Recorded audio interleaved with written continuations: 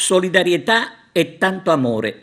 Da una parte un pensionato agrigentino, dall'altra gli agenti delle volanti della questura di Agrigento con il loro dirigente Francesco Sammartino.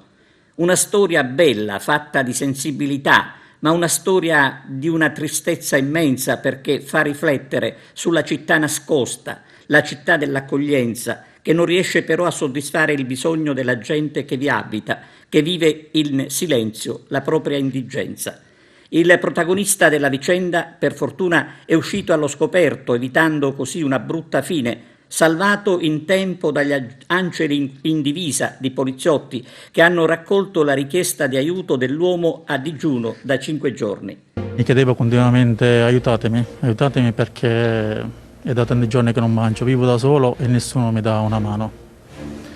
E continuamente piangeva e ho capito lì che praticamente non era vero uno scherzo, ma era una persona bisognosa. Chiedeva l'aiuto della polizia perché l'idea di passare un'altra nottata senza cibo lo terrorizzava.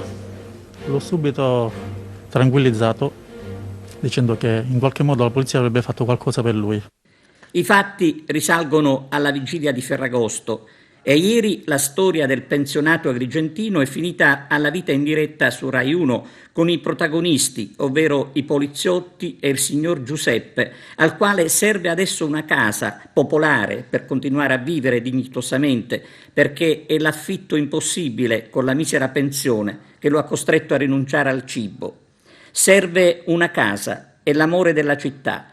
Lo stesso amore che ha animato la Polizia di Stato, alla quale va anche il nostro grazie per il tempestivo intervento. Un grazie naturalmente agli agrigentini che hanno offerto il proprio aiuto. La parola adesso alla politica locale, quella che sulla vicenda sembra piuttosto sorda.